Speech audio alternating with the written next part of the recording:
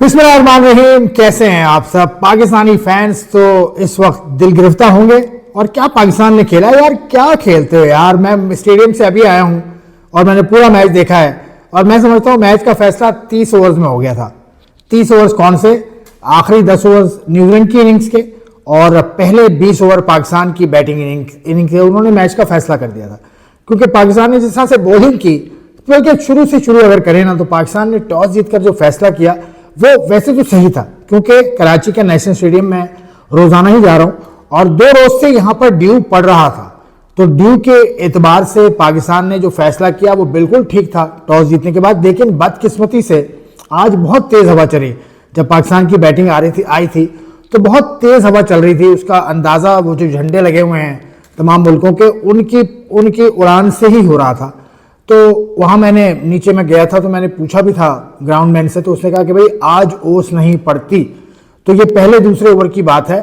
तो मैंने कहा यार ये तो मसला हो गया, क्योंकि पाकिस्तान की इनिंग में भी मैंने देखा था कि पाकिस्तानी फास्ट बॉलर्स ने यॉर्कर करने की कोशिश की थी, कुछ गेंदें सीम भी हुई थी, तो उससे एक खतरे की घंटी बज गई थी। क्योंकि पाकिस्तान के पास स्पिनर्स तो नहीं थे, पाकिस्तान के पास 2 ही स्पिनर हैं, एक तो अबरार है, उसके अलावा आगा सलमान है और खुशदिल शाह है। इन दोनों ने भी ओवर्स किए थे, 7 और 3 ओवर्स इन्होंने किए थे। लेकिन पाकिस्तान जब बॉलिंग करके फारिग हुआ तो काफ़ी बड़ा स्कोर बन गया था, 320 रन। अब उसको चेस करने की एक स्ट्रैटेजी होती है जो कि मिसिंग थी। वजह क्योंकि फ़खर जमान बावजूद फील्ड से बाहर रहे थे तो वो आ नहीं सकते थे चौथे नंबर से पहले, तो उससे कॉम्बिनेशन ओपनिंग का डिस्टर्ब हुआ।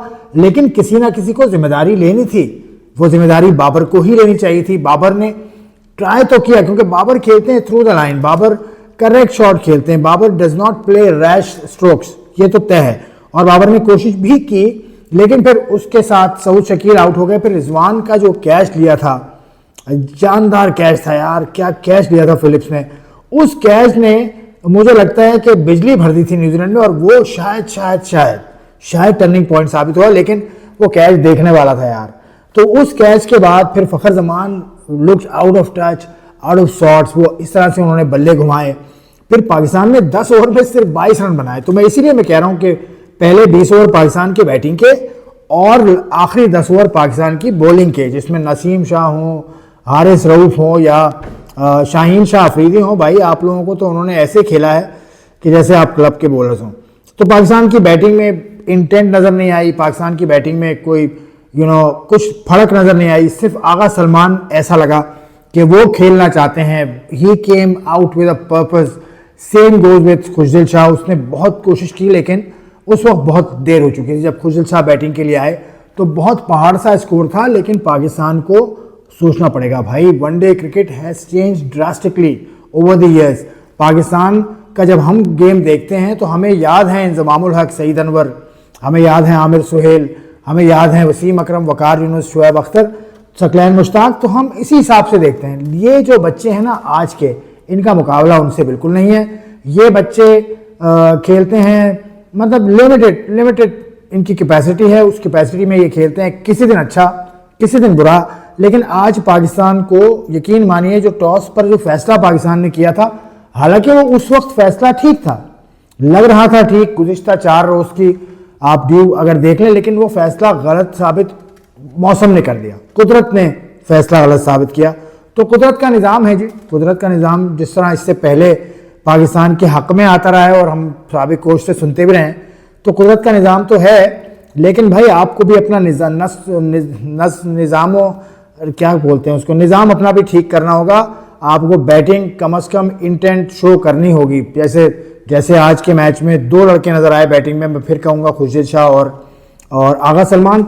और उस तरफ आ जाइए, आप लेथम की बैटिंग देखिए, आप यंग की बैटिंग देखिए, आप फिलिप्स की बैटिंग देखिए, क्या शानदार बैटिंग की। और फिर उनके जो सेंटर स्पिनर हैं, सेंटर खास तौर से स्पिनर्स ने जिस तरह से बॉल किया, मतलब फ़खर जमान को जो बोल्ड किया, उसके अलावा फ़खर को 2-4 मरतबा उन्होंने बीट किया, यानी गेंद पड़ने के बाद बाहर निकाला था, वो पेस को वेरी कर रहे थे। वो देवर ऐसा लग रहा था कि they understand the situation better than Pakistan, they learn how to bowl on these surfaces. वो बड़े क्विक लर्नर हैं, बड़े ज़बरदस्त किस्म की स्ट्रैटेजी मेकर्स हैं और वो एग्जीक्यूट भी करते हैं। तो बहुत शानदार गेम हुआ।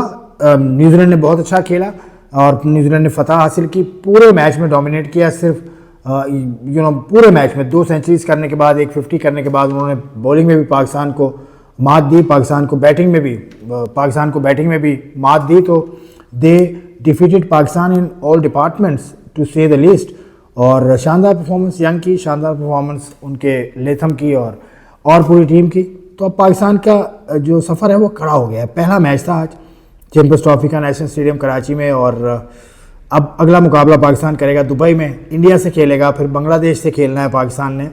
तो it is a tough road ahead for Pakistan. Good luck.